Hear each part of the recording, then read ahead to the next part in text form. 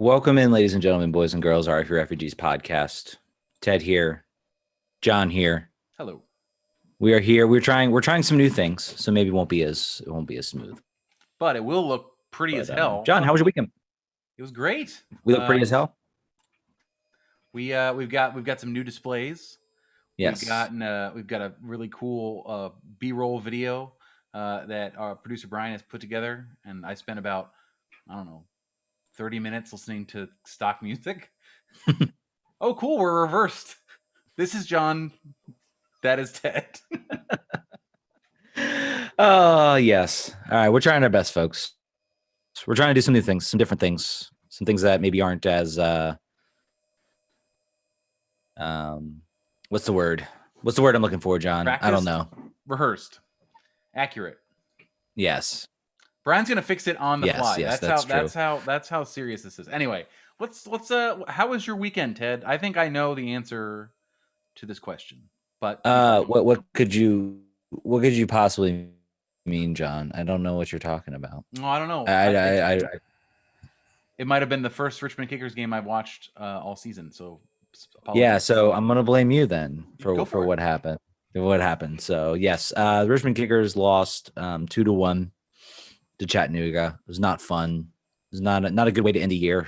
I have hope. I have hope that I was kind of talking with some friends. It does feel, it feels very like almost like I got a little bit of deja vu after the game, because I have been telling myself that like, well, if we don't make it, as they were kind of continuing to slide a little bit, I was telling myself, they'll, we'll get them. At least we have a lot to build on. We have a lot to build on this year. It's apparently not. But then I thought, well, like, shoot, it's like what I've been thinking about with DC for the past 10 years. Hey, we got something to build on. And then they have 2017. Or I guess this year wasn't really a build on year. This was a retooling year. But yeah, Ted, what position were they last year? What was their standing on the table? I think they were DLF, or very, very close to it. They were either 8th or 9th. I can't really remember. And this year they're one out of the playoff spot, right? So 5. Yes. Well, so funny enough, if they had held to the original format of 4 teams, they would have made the playoffs, because I think they finished 3rd or 4th. I don't know. I know there was some weird scenarios as far as how they finish and everything, but so I mean, yes, it was a great improvement. The new coach Darren Schwatsky has done a lot, and actually it leads into DC and what I think I have seen firsthand bringing in a new coach can do. I was very much vocally against what the owner Matt Spear did in letting David Bulow go last year. They brought in Darren Schwatsky, and things look a lot better. So I am encouraged. I am very, very much encouraged. You should be. And Ted, this was my gift for you for letting you lead the show off with Richmond Kickers news for 3 minutes. So now it is time to transition to the thing that we pay the bills. So he gives me the gift of of talking about the Richmond Kickers. He doesn't let me talk about all in September when they are lighting it up. When Emilio Terazaghi, by the way, the Golden Boot winner for League One, is scoring a bunch of goals and things are looking great. I'm riding high. But when I'm at the lowest point. So think about that, folks. Mm-hmm. Think about that. This is the first time they've been interesting to me, because they lost in a way that was so ridiculous at the end and very crushing. So from the neutral's perspective, also the fact Connor Doyle plays in USL League One as a midfielder. I knew you were going to bring that up. And he played the whole 90 minutes. It was amazing. He looks older. Yeah. Which makes sense. Yeah. But yeah, let's talk about the happy one. Funny enough, when at the end of this game, I thought this means that the Kickers are going to lose, because the soccer gods are real. They are mean. They are vicious. They do not take any prisoners, and they will break your heart. I believe in them. They are true. They are real. And this just shows it. But let's talk DC. Let's talk about John, are we starting to feel pop? By the way, we're repping. I see. No, you're not repping your shirt, man. Well, I know you have your shirt. I do. Here's the problem with my shirt. Oh, it's inside out. The problem with my shirt is it goes almost to my knees. It's like a old school dress. So I don't know how else. I think producer Brian had It's long. Yeah. So We'll see I'm how that gonna order another one. I don't even know this. It did display okay. I'm gonna order another one that is less like a dress, and then I will wear it occasionally. Although I was curious if we were gonna do this. Like, I don't know if you're in the chat. I'd be curious to know what you guys think. Is wearing your own podcast shirt on your podcast like wearing the T-shirt of the band at the concert? Like, if you're going to see the band and you wear a T-shirt of the band at the show, is it similar? I feel like it's similar. But if everyone says in the chat that actually it's cool, don't worry about it, then I'll start wearing it. But this one, Yeah, well, I feel like I had to rep the shirt because I just got it in the mail. It just arrived in the mail. My wife was actually very disappointed I didn't get her one. So I might ask you to do another T-shirt drive. We may do enough. I didn't think she'd want a pod. If we do one, we're gonna do. Hey, here's a couple things we're gonna do. If you got a shirt and you liked it, awesome. If you didn't get a shirt and you wish you got a shirt, I'm talking to you now. We're gonna do it differently, where it's not like buy this shirt in 30 days or else. Yeah. Because that requires me to tweet like 9,000 times in the last 5 days. Also, we're gonna offer more options like sweatshirts since it's getting cold, maybe masks, maybe short shorts. I don't know yet, but at least we're going to do t-shirts again, and we're going to do sweatshirts as it gets cold. So keep on guard for that. Also, please, if you have a t-shirt, send us a picture of you in the t-shirt. We've already gotten, I think, 1 or 2. I know we sold a lot more than that. So make sure you send them to me, and I will do stuff with them. I don't know. I'll put them on Instagram or something. We need the content. Help us create the content. Yes. We're fixed now, by the way. We are now correctly labeled on YouTube. I am me and you are you. Good. Now we can talk about this team. Lord knows I don't want people confused. I mean, either, man. let's talk DC. Let's talk about a 2-1 victory over Atlanta. I was thinking this is the first time we've beaten them in Mercedes-Benz, right? I'm pretty sure this has. That's correct. Yeah, we beat them when they played at the Bobby Dodd, I think, the Georgia Tech football stadium. But this was the first time we've actually beaten them in the Mercedes-Benz. So that was impressive and a good win. And by the way, DC now has a 2-game winning streak, I think, for the first time this year. I'm going to go ahead and say confidently the first time this year. That is accurate. Yes, they have maybe positioned themselves into potentially sneaking into that. Would that be crazy if they snuck into that playoff spot? It would be crazy. They still have to. So they've got to win against now. They've got to play a little bit better teams now. And we'll talk about that later in the show. Starting off with their first hard test against Columbus here on Wednesday. But anything's possible now. Yeah, this is a team now playing with some confidence. So really, anything could happen.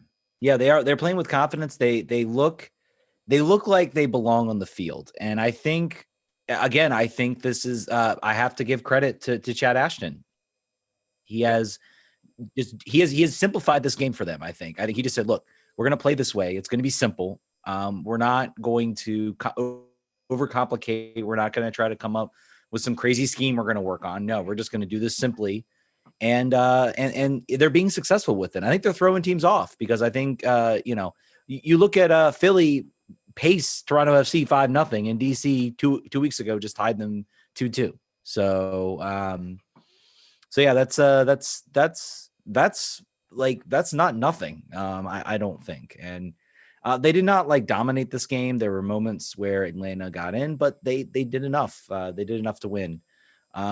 Let's talk about performances. 40% possession, like you said. I think that there were definitely waves, but I mean there was some elements of the Benny ball, sort of like give the ball up in order to have a strong defense. However, the difference is that they converted in their opportunities, and they got a little luck, and they didn't have any big, huge individual errors, which plagued them all year. But let's talk about this game. Let's line up. They looked quick. They looked quick in transition, and their decision making is just better. They look like a lot of times in this game, they played the way Ben Olsen played, but every time they would get to like that final third, there would be a missed pass, a missed opportunity. There was still that happens, but there was a lot less of it than there ever has been. It's kind of been the story. They just look like they're keeping themselves in the game. And let's start with Bill Hamid back in goal. I thought he put in probably, I think, his best performance of the season by far. Probably motivated to play against the U.S. goalie that he that he torched to end his U.S. national team career. Yeah, but he had a couple point blank saves, really nice saves, and those were the types of saves that kept this team alive and kept this team, focused. If any one of those goes in, I think we're looking at a different story sort of in that first half. And that's good to see. That is the Bill Hamid. That is the Bill Hamid that we need to see. If we want to really justify his salary that he has this season, this is what the Bill Hamid we want. So that was that was really good to see. Defensively, obviously they played a four-man back line with Mora, Pines, Odiatsum, who had another, I thought, strong performance. I thought him going forward was really good. Russell Canals playing sort of emergency central defense. I guess either Brilliant was on the bench. Looks like maybe it was either resting. He's really shows a lot about. He's ill, so he's ill and he's still day to day. Also, we just talked about Odiatsum having really the run of his life. Unfortunately, he has a concussion now. So he's out on Wednesday, and who knows? The injury bug has bitten again, and it's just the worst time. Like, goal aside, like, he's been having consistent performances. The thing we always talk about on this team with young defenders, and Donovan Pines was my hobby horse on this at the beginning of the year, is they have up and down years, right? They'll have a good game, they'll have a bad game, they'll have a incredible 70 minutes, and then they'll have a goal giving up mistake. And Chris has played really, really evenly well. And to the point where he was getting forward in the attack more than he had before. He was not making really any big mistakes on defense. We'll talk about the potential if you want to consider Atlanta's goal being his fault or not. But it just comes at a horrible time, and you feel for him, and you hope that this is one of those short concussion things and not one of those lingering ones. Yeah, that's rough. I had missed that. That he picked up a concussion, but it does say a lot sort of about how Ashton rates Alex Shorberg, that he's on the bench and he decides he wants to play Russell Canals as a defender. I'm going to go ahead and say it's because he knew, hey, defenders are scoring goals, so I bet Russell Canals is due for one. Yep. and sure enough, an excellent free kick from Julian Gressel. I'm sure he was feeling maybe a little bit extra motivation against his old side. I think he had kind of a tongue-in-cheek tweet that came out that said Russell Canals for the leading goal. A little bit, I think Raguzan definitely flummoxed it, I guess, a little bit, and didn't really could have done better with it. But yeah. What else we got? From that game, why don't we talk? So we talked about Russell Canals' goal. Gallagher, once again, I believe he was the one who scored the first goal for Atlanta in the last time we played them when we lost 4-0. I think he also opened the scoring. And I believe at the time I said, who the hell is this guy? So now I can remember and say, oh yeah, it's the guy who scored on us last time. Chris Odiatsum got on the wrong side of him on his run. He did not get goal side. And that was what enabled the header, the goal scoring. So we put that. You say I don't think that's a huge deal. I think those opportunities were going to happen. They had a lot more of the ball in the second half. Mm-hmm. So that was going to happen. But why don't we just get to the thing that matters the most? Yes. Why don't we get to the 92nd minute goal? A thing that would have not happened for this team in the past. Putting Eric Sorga's goal aside, that was sort of a freak occurrence. But this team has not had that sort of luck and that sort of opportunity to make it happen and then late in the game, and then I actually did it. And we've tweeted about it. If you followed our Twitter account, you've seen it. We've talked about it in a couple different ways. But Kevin Paredes' first touch on his assist, I watched it just now like 5 or 6 times before the show started, and I would say 70% of DC United players on that touch, it's going to go over the end line. Yeah. They're not going to corral it well. His first touch was to basically pop the ball up with some backspin and enable himself to control it, and then lay it square for Helman Rivas, who scored falling backwards. It roofed it into the net. It did not. I don't think if he was filming a video on proper shooting technique, he would have demonstrated what he did. But it went in. He didn't go over the. He didn't shoot it over the crossbar like we've seen a million times. And pandemonium. Yeah. Let's talk a little about Kevin Paredes' performance, because just like I tweeted out that Bill Hamid has done a performance that's kept DC in this game, and then they give up a goal. And then I tweeted out, there were a couple moments with Kevin going down the line, And I just remember one moment he got in a good position, and it's almost like he got a little bit indecisive as to what he wanted to do with the ball. Tried to like do some dribbles, maybe buy himself some time, wait for some support. Didn't play the best ball, and it rolled out for a goal kick. So there were a couple moments there where I thought his decision making was a little off. He wasn't making the right play, the play that I would want him to make when he's in those positions. It almost seemed like he got a little hesitant about dribbling at a player. If you don't have any other options, and that you're going to get a shot block, go at him, see what happens, see if you can beat him. And he didn't do that on a couple of occasions, and I thought those were missed opportunities. But like you said, I think his touch almost puts Lennon. I think it was Brooks Lennon who was defending him. Kind of puts Brooks Lennon like almost flat foots him, because I think he almost like does sort of a long wind up where I think Brooks Lennon thinks, okay, maybe he's going to cross it, so I need to get ready to like try to block the cross. And then he like swings his foot, stops it, and chips it, like you said, puts that backspin on it. And really just a nice assist. Like I said, I think Gelman did everything in his power not to score that goal, and he put it in the back of the net. 2-1, and I think you speak a lot to that moment, because after DC got that first goal, I was like, okay, well, maybe we can sneak out a 1-0 victory. We can choke off the game. Then when Atlanta scored, I was like, well, that's what's been happening all season, so that doesn't surprise me. But maybe we can hold on for a draw, and take a point, and maybe we see some good performance things to talk about. And then there was that moment at the end, and it's like almost like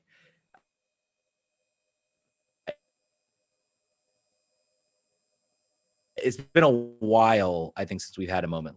So they were up in the phone lines. I think my video is like jumping in and out. We'll have to work on that, figure out what's going on with that. But yeah, I think that's really all you can really talk about in this game. I don't know if there's any other performances. Moses Diamond did not make the field, which was a little bit disappointing, I think, as some said. Junior Moreno played well in the center offense. Yamil Assad with another pretty solid game, I thought. Nothing spectacular. But still kind of seems to be growing in that number 8 role. Maybe he can grow into that role. Maybe that'll be a little bit of a surprise move. I'm not sure, but I think we haven't really had a chance to talk about it too often. I think that is something that a preseason will benefit him a lot. I think in that perspective, seeing he has been plugged into it and thrown into this opportunity and has done really well. He's made much more of an impact on the game than he has on the wings all season long. So I think it was a matter of like his injuries. So we've got just a shortage of midfielders. So that's probably a part of why he was pressed into it. But he wasn't making an impact, and I'm sure I believe the change happened before Ben got fired, didn't it? I don't remember exactly the timeline.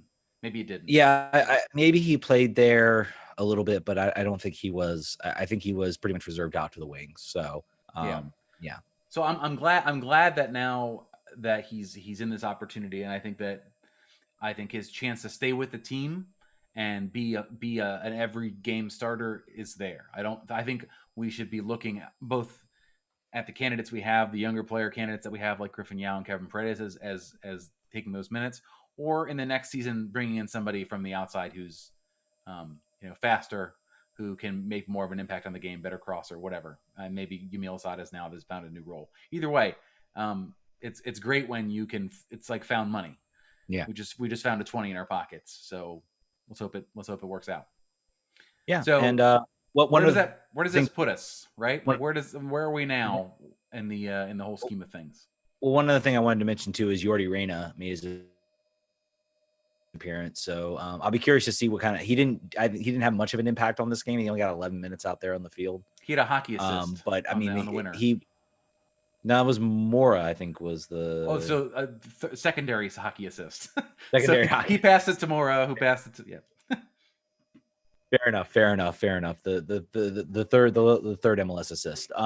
Not last place. But speaking. Yeah, we are no longer last place. We are now tied with Atlanta. LA. I'm not sure. We have a -15. I don't know. I think it's total wins. So I think right now LA has 5 total wins. So I think they are technically ahead of us.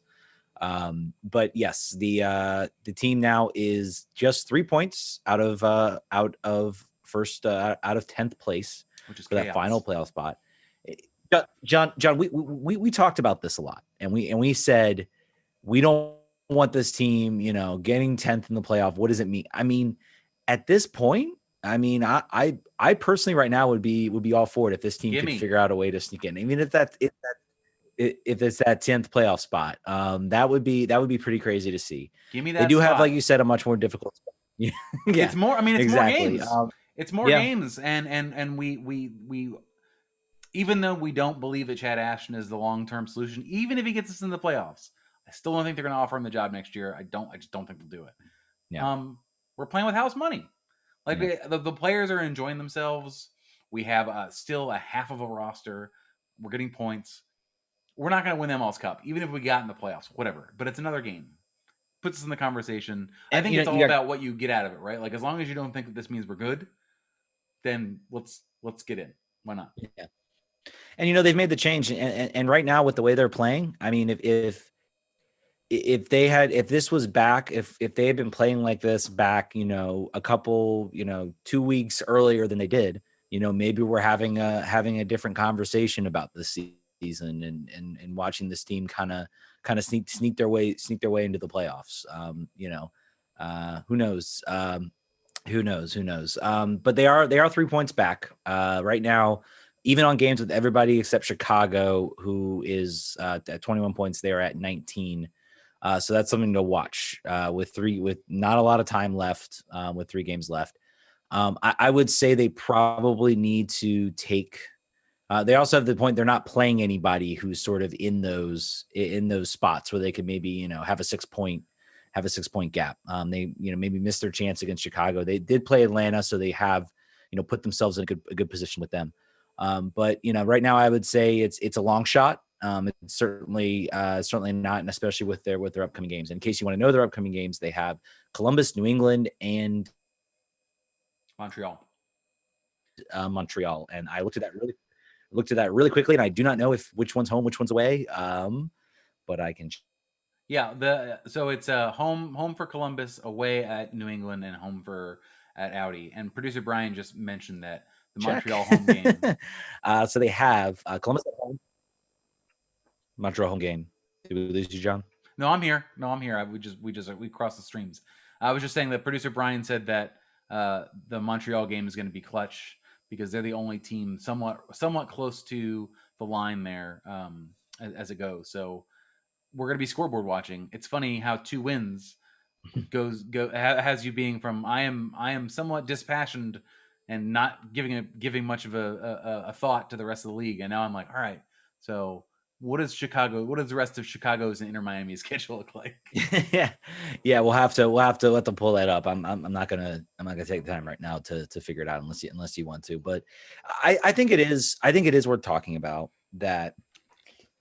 Even if this team doesn't make the playoffs, at the very least, I am not leaving this. This does not feel like this year. Does not feel like this. Almost actually feels a little bit like 2017 as far as bad years.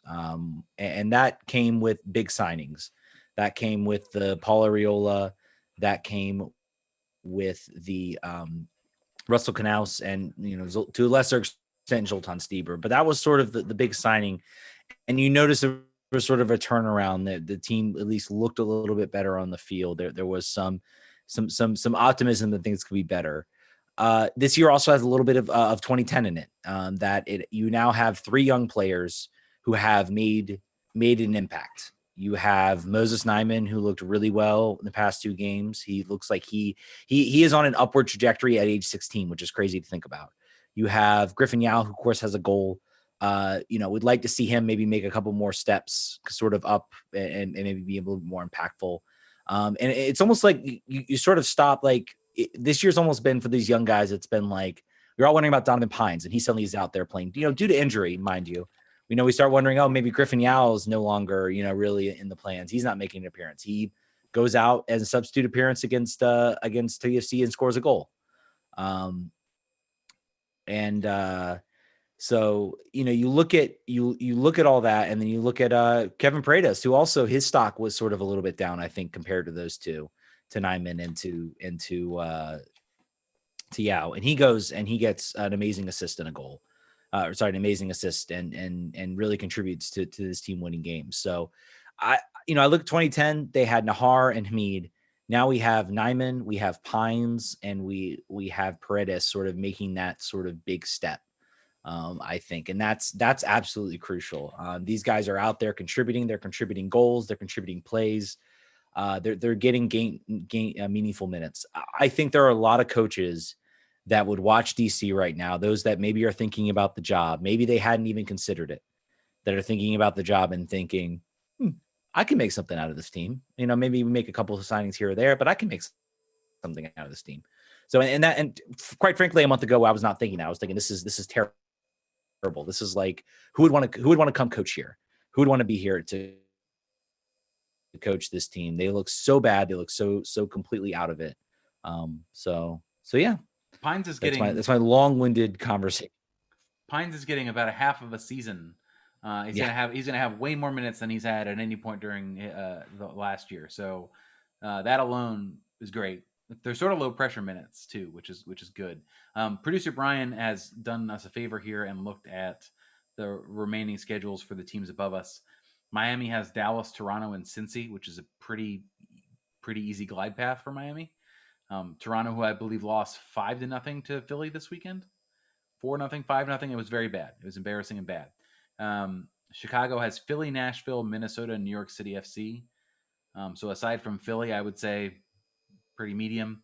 And Atlanta has Orlando, Cincy, and Columbus. So Cincy being the commonality there between Miami and Atlanta. Honestly, looking at those schedules, those are about. Every team has, I would say DC probably has the toughest. Yep. If you're looking at that, everybody, because Miami has Cincy, Chicago has a pretty tough road ahead. Minnesota, Nashville's, they're sort of coming around really nice. And then NYCFC are maybe the one struggling team, but they're still kind of alive in that playoff hunt.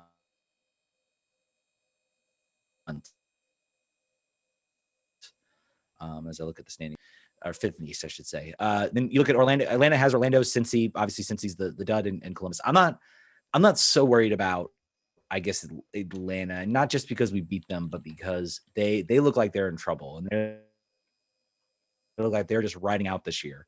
And then Montreal has Nashville, Orlando, and DC, so that's kind of an even spread there. So anything can happen. Anything can certainly happen. Yeah, it's going to be an interesting end of the season. Let's see. And I'm curious what so they have they play Wednesday, which is a little surprising. And then they have Sunday and Sunday. So decision day. So yeah, I believe we have the phone lines open. So yeah, so just people can call in if they have any thoughts about the team. Just to preview on Columbus. So Columbus is playing much better at home than they are away. They're 2-3-5 for the season away, but they are on 35 points. They do have 10 wins. They have had a somewhat uneven last few games with I think one win in their last 5 against New York City FC. So it's a team that we're probably getting at the right point. They were killing it at the beginning of the season. A little bit more inconsistent results now. Again, I've only recently started to care about the rest of the league since we've now won more than one game. So now I have to go back to school and start paying attention again. But I think that this is a chance. I think much better of a chance than against Philadelphia, who is a more comprehensive team and complete, which is wild to say. Seeing them at the top of 41 points is strange. It's just my brain is not wired for them to be as good as they've been. And Toronto has overall had a good season, and they just completely fell apart against Philly. So that might tell you how put together Philly is and how they might be the team to look for a trophy this year. It was almost a statement win because, I mean, Toronto FC did benefit that first phase of the return because they stayed in Canada. Right. And just swapped home and aways with Vancouver and Montreal.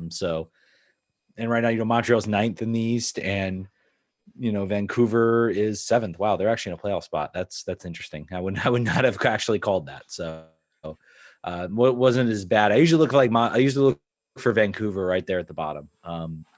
But I mean, from that perspective, by the way, should we talk about the whole supporter shield I was just about to bring it up. Yeah, you're just about to bring it up.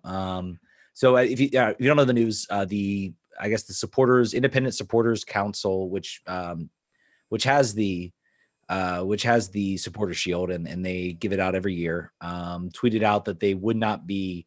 They said while consulting with other people, they do not feel they can award the supporter shield. And I agree with that, by the way. I think that's a fair thing with this schedule. I completely disagree. Okay. Who cares? Who cares what the schedule is? Award it. But if everybody's go ahead. Look, MLS is going to have an uneven schedule. Right now, it doesn't even mean anything because I think the MLS's back tournament got the CONCACAF Champions League shield.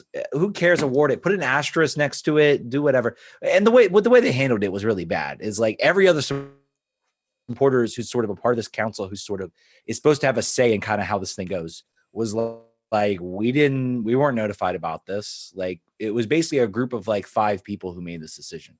So to not ask the supporters, to not go to them first, they might have actually gotten their way. They might, if they went to them and said, look, what do you think? Here's my thoughts. They might have actually gotten their way. But in my opinion, it's still a part of a trophy. And yes, it's weird. This year is weird, but just go ahead and award the thing. Like, it's fine. It's all good. Maybe it's because my team has no chance of winning it that, like, I don't have to defend it, so to speak. But I mean, I think it's fine. I think it's fine to award it. And I think they made a mistake in the way they handled it. And I would have said, no, just award it, go do it. So I understand what you're saying, John, that it's the year and everything, but we're already going to have an MLS Cup champion that's going to be that's fine nice as well. So the only thing that's different about the awarding the MLS Cup is that you're expanding the playoff field. They're still going to have to go through a knockout tournament, a small knockout tournament at the end of the year to get the trophy. If we're talking about the Supporters Shield, it's about who's the top, who has the most points, who's the best team in the league. And you have teams like Colorado that are going to play like 5 less games or 4 less games. So that's a trophy that relies upon equitable scheduling and points. The other one doesn't as much because it's about who made it in, and then whoever's the best out of whoever wins of the people who made it in get the trophy. That's why I would say it's different. I get the idea that who cares, doesn't really matter, but it does matter, or we should just stop giving it. Like it doesn't really matter because they've been on both sides of it here in the last week and a half. So.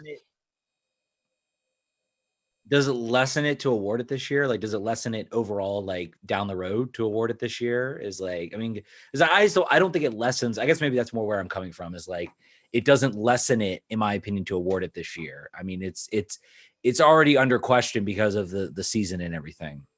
Luckily, neither of us are on ISC. Yeah, none of us are a part of that, so it will be awarded. It'll probably go to Philly.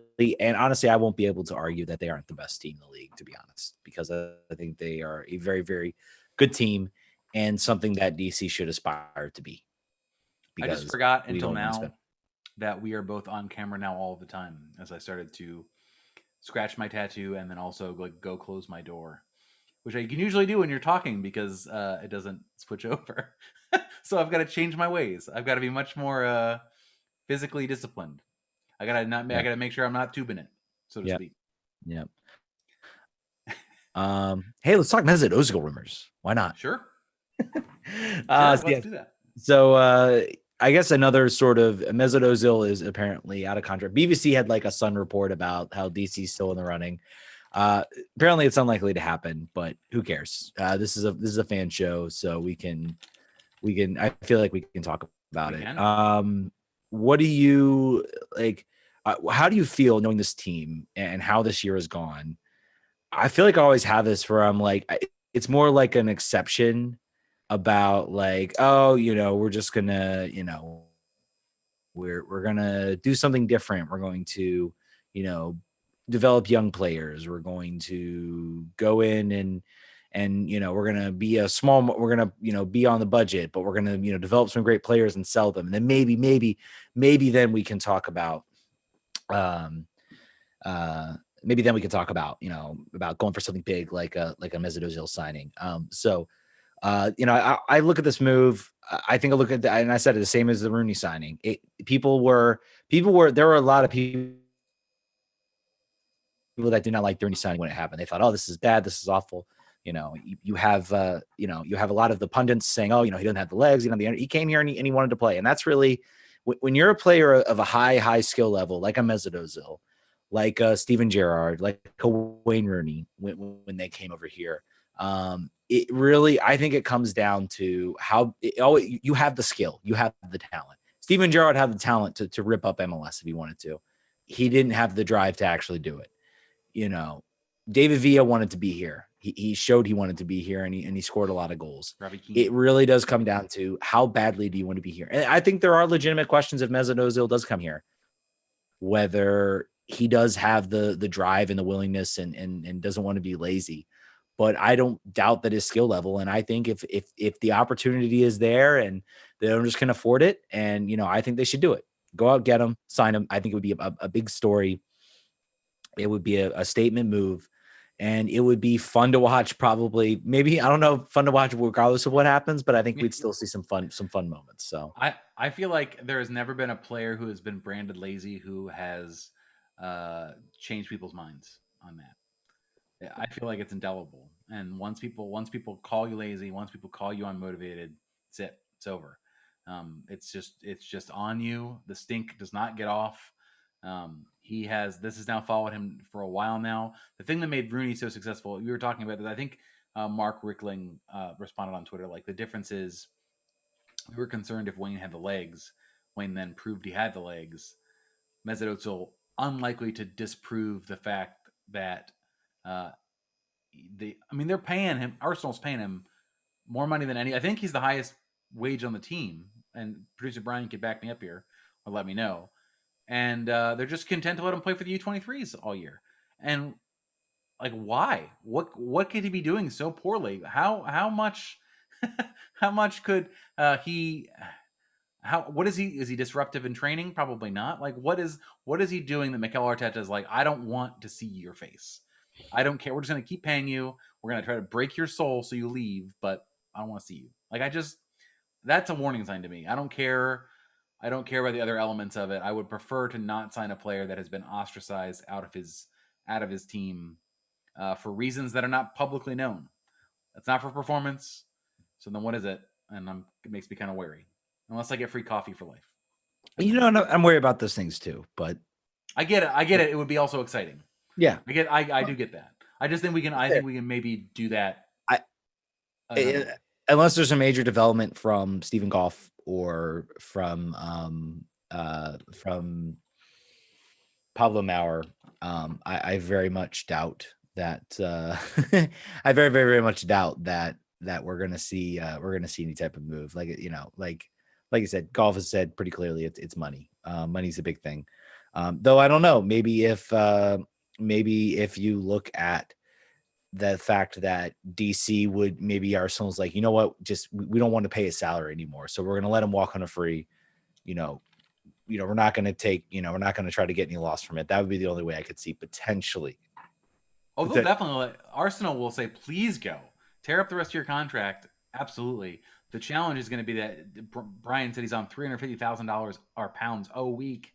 So clearly he's not worth that. No one else is going to pay him that anywhere else or probably even half that now based on the last year and a half he's had. But the question is, like, it won't be a transfer fee, but we're going to definitely set a record for wages. Wayne Rooney's wages will be no good. Yeah. Deadline, by the way, I think the acquisition deadline is Thursday. So we'll see what type of moves might happen for this year. I don't know. Is there expansion coming this year? Yes, there is. It's going to be Austin, I think. That's right. Austin's coming. I was getting confused because I've been following NWSL stuff the last couple days, where big trades are happening because of the pending expansion, and then like multiple years in a row of expansion coming, which is annoying as a person following the spirit now. I'm like, no, I don't want you to take anybody. All of our best players gone. Traded to Portland. I think that was the big move of the day. Former Washington Spirit player, Kristen, I used to love. Who's now going to play forward, supposedly, or at least is asked to play forward. It says, I don't want to play left back anymore. Please let me go score goals. Maybe that was part of the trade. Maybe that was part of the guarantee there. Keller Harris still, I think that's still like not happening yet. I very much doubt it happened. It seems like the Spirit are like, well, yeah, sure, we'll take her, but I mean, we're not going to trade. We're not going to give you like everything for her. So we'll see what happens there. Maybe they just write out her like contract or something, and then they're like, all right, yeah, we'll sign you. And one more Spirit note that we've got 3 Spirit players in the U.S. Women's National Team camp. Ashley Sanchez making her first camp. Ashley Hatch is playing, and I believe Aubrey Bledsoe is also playing. So that's great. I think Bledsoe's been knocking on that door for a while. The problem is just there's so much talent there. Like it's just very challenging to take that spot. And it is more related to the fact that the reason I would say Sanchez, of those players, Sanchez is probably the most likely to, love Ashley Hatch, but there's so much talent in that team. I would say Sanchez is probably the only player that you would expect to sort of stick around. But a lot of it is because some of the players are in Europe, and traveling is a pain right now because of the pandemic. So it's like the January camp where Clyde Sims was called up. Yeah, it's like that. Exactly. Exactly. For trying to be, who was like Pontius was like a perennial like January camp type person. Birnbaum was there off the times. Well, Klinsman loved Birnbaum. This is one thing he loved Birnbaum. He played him, started him like constantly, and then as soon as Klinsman left, he was like, no more. Goodbye. But yeah, I think that's a pretty good rundown of the DC sports landscape here in the last week and a half. Wednesday's game is going to be big. I think if they can beat Columbus, then it's not so insane for us to keep talking about the playoffs. And again, we're not unrealistic about this. It doesn't mean anything, but it would be nice. Like, why would we not want to be in the playoffs? I think you got to look at 7 points at the least to be somewhat of a good chance. And I'd have to go look at the good old Sports Club stats to see like what. I don't know if you guys know that site. It's a great site if you want to talk playoff chances. I'm curious now if I can delay a little bit. I want to curious what they have it up like what, because they have that little like what if scenario, so you can like they show you like the number of wins, and you can and I can see 7 points. I could see a shock win against Columbus. I could see a draw against New England. I could see a win against Montreal on decision day. I could see that happening. All right, they're not set up at all for for the year. They're still acting like this team is going to play like 30 like this team, they're still acting like this team is going to play like 30 some games this year. So they are not set up. They're not set up for this year. Based on what I can see. So never mind. I think no one's actually touched this since like the beginning of the season. They still haven't met 3 points. So fair enough. Sports Club Stats has failed me this time. So they will not be a sponsor of the show. No, not at all. Out of luck. All right, folks. Well, I think I'll do it for the show. Thank you all so much for tuning in, listening. RFKFC.com. We have been bad about the blog. We need to get back to writing. We'll get on it. Think about the offseason. We got nothing to do but write about this team. Right about this team. Talk about the good things. We'll have the coaching. I'm sure we'll have a emergency podcast. But yeah, everybody, remember to go out and vote. If you haven't voted already, do it. Go vote.